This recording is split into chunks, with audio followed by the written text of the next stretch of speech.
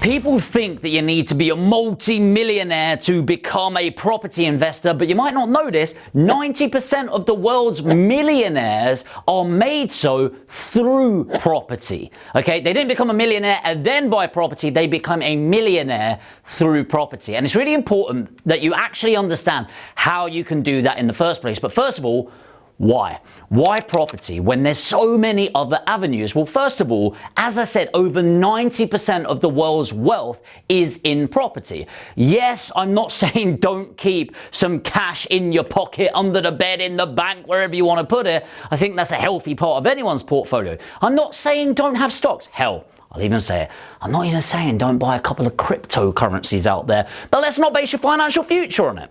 In general, I think people really, when they're looking at property, they're going, why property versus why don't I just buy some shares? Well, I really think of, if you needed one reason, I'll tell you right now, leverage. Okay, think about it this way. If I went into Lloyd's right now and I said, hey, can I have a chat with your bank manager? He goes, yeah, sure, come in. And I go, hey, my name's Jamie. Here's a bit of my history. I've got a bit of money behind me. I know how to invest. And I want to buy £1 million worth of Lloyd's shares. I want to buy shares in your bank. Here's what I'm thinking. I'll put in $250,000. You give me $750,000 as a loan, and I'll use it to buy shares in the bank. What do you think the response is going to be? Like, yeah, we're not really going to do that. Why? Why is it the bank not only won't give me any money to go and buy shares in a company, not even their company? Think about that logically. And yet if I went into Lloyd's and went, hey, here's who I am, here's the background, I've got a bit of knowledge, got a bit of money, I want to buy £1 million in property. Here's what my thoughts are. I'll give you $250,000. You give me $750,000 and we'll put it together and I'll go buy property. They'll go, how many do you want to buy? Isn't that interesting that the banks make their money by giving out money predominantly in what? Mortgages.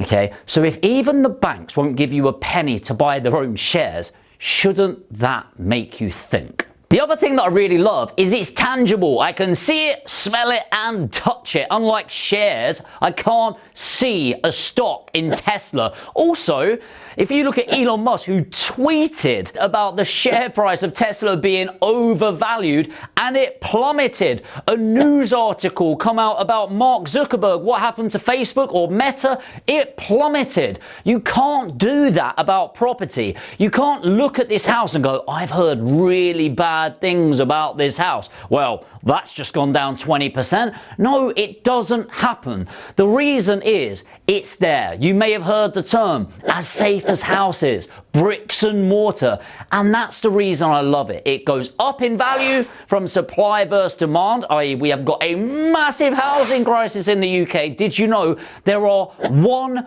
million people looking to buy or rent a house right now that doesn't exist? There is a 1 million unit housing shortage in the UK. Crazy. On top of that, not only is the asset increasing your net wealth decade by decade, you're also going to get paid for the privilege of your house becoming their home. The other thing I particularly love about the UK property market is it's steeped in history. We almost have 1,000 years of a property market, and it's actually been measured since the Doomsday Book in 1086, which, if you're not read it, valued the whole of the land at about £70,000.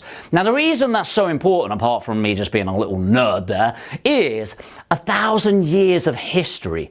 What you should be looking at as 1,000 years of evidence. Now, does the past guarantee the future? No. But 1,000 years of evidence of it doubling in value every 10 years since 1086, I'd say that's a fair indication. And you know what? I'm not the only person that believes in that. So when you've got America, for example, which is very young as a country, it's not thousands and thousands of years old. It's not got thousands of years of evidence because it had nothing, right? And I'm not slagging off America here, by the way. America's great. But the reason America Canada, Hong Kong, Singapore, New Zealand, Australia, the UAE all heavily invest in UK property is because of the long-term evidence. So if all of them and the banks trust in it, then so should you and I. So that's great, Jamie. Now I understand why I should do it. But how do you do it in the first place? Well, the big mistake that I notice is that people go, oh, money in property. I'll go over here, go over here, go over here, go over here. And they mess it all up. It's a big red flag for me. But actually, if you go through a set stage, you start understanding what you're even doing. And by the way, even if you're building your own portfolio, it's the same way. If you're deal packaging, it's the same way, and any other strategy. So first of all, strategy. Number one, understand what your strategy even is. Let me be clear on what that is. So I do, if you've been watching for a while, you know, boring, vanilla buy-to-lets. But not just that, usually it's 2 to 4 bed, terraced or semi-detached freehold houses. All right, nice and simple. Ideally, it doesn't need a massive refurbishment because I like to make money fast by getting a tenant in there paying me rent. So I know what my strategy is. Most people don't. The amount of times I'll talk to somebody and go, so what is it you do in property? I do buy-to-lets. Oh, okay, and service accommodation. Okay, yeah, and HMOs. Right. Oh, I also do land developments. Okay, so you do fuck all, right? At a certain point, if you do everything, you do nothing, all right? You need to understand your strategy. Once you understand strategy, then it's your location. And by the way, if you're down south, don't go, if I go, where do you invest? Don't go, London. It's like, yeah, fucking big place, you know? Where in London? So I'm in Leeds, and even when I started, it wasn't Leeds, it was, let's see if I get it in the right order, LS 10, 11 and 12. Then it was 4, 5 and 6. And then it was South Leeds. And then it was South and West Leeds. Then it was Leeds. Then it was Leeds, Halifax, Huddersfield, Pontefract and Castleford. And then it was West Yorkshire. Then it was West Yorkshire and Sheffield. Then it was West Yorkshire and South Yorkshire. So it took me 10 years to build up to those areas. Remember, get rich quick is just absolute bullshit. But it's definitely BS in the property sector. It's very much a get rich slow mentality. Next one is the service. You might go, what do you mean service? Well, everyone's got a service that they're playing a part of. So, for example, my main business and how I generate a lot of the money is through Aspire Property Group. So my service to investors, so you might be watching this and let's say, I don't know, you got 100 grand to invest or more. My service for people like yourself is that I find the property, I negotiate it. You can use a solicitor that I've got, a broker that I've got. We push it through the legal process. We'll do the refurbishment for you. And then we've got in-house management. So my service is hands-free property portfolio building service. So the reason it's so important to understand that service is I know who I'm looking to help. And by the way, if you're watching this and you want to build a portfolio, but you don't have the time or expertise, and maybe that's why you're watching it, then maybe I can help build that portfolio for you. So if you've got 100 grand or more, put APG in the comments and we'll sort out a free one-to-one strategy session and then we can go from there. But what if you're building your own portfolio and you're going, well, I don't need that service? It's like, yes, you do. It might not be the same service, but your service, if you're building your own portfolio, is that you could give hands-free returns to investors that are willing to loan you money. Because there's people out there with money that they want to invest. They know that property is a great return. They know it's really safe, but they don't want to put down with the downsides. You know, a property gets wear and tear over the years. A boiler breaks down. A tenant doesn't pay you. You know, but actually they could loan you money and get a set return on there. And by the way, if you're new and you've got a few 100,000, at a certain point, you're going to want to raise money elsewhere because that 300,000 in property will run out. So strategy, location, service. Finally, understand your USPs. Now, your USP is your unique selling point. Your unique selling point is, how is it even benefiting people? And therefore, who am I looking for? For example, Aspire Property Group, hands-free property portfolio building service. The main benefits is that you can actually scale a portfolio with none of your own time. That's really rare. So hardly any of our investors, they don't go to their properties. They'll meet us sometimes. We go down to London, have some drinks, etc. But in general, it is completely hands-free.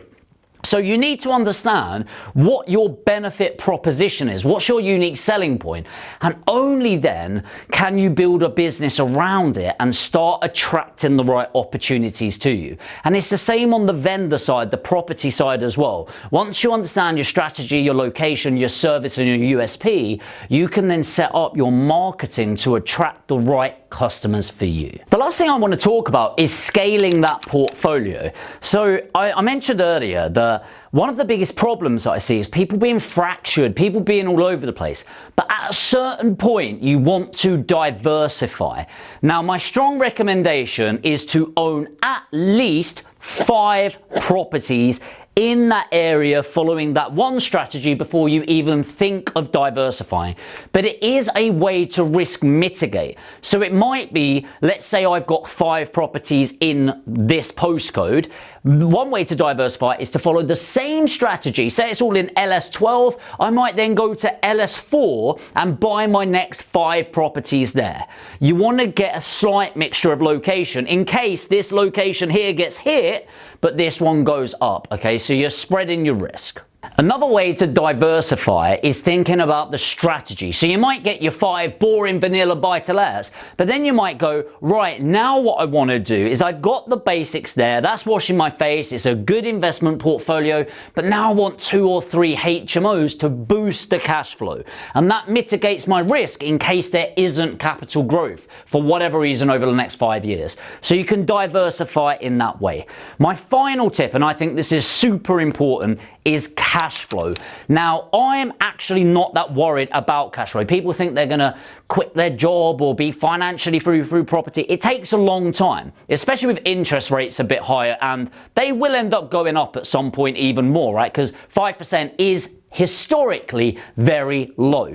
But 80% of your money is made through capital growth. That's why I don't really care about it. Your net worth, you're going to become a millionaire through owning the property. It's not going to be from renting the property out.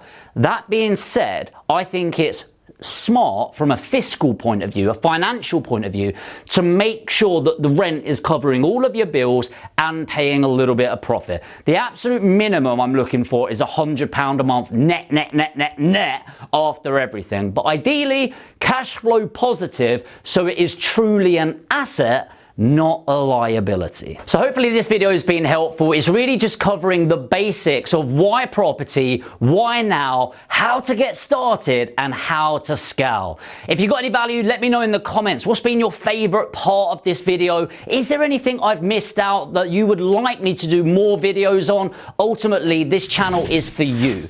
If you're new to the channel, by the way, as I said, this is for you. So make sure to hit the subscribe and the notification bell, and let me know, what would you like the next video to be on? For those of you that are watching, you're thinking, I want to scale my portfolio, I don't have the time. Like I said, put APG in the comments. We'll have a one-to-one strategy session, see if it's right for you. And if you did get value, if you could just lightly tap the like button, and I'll see you in the next video.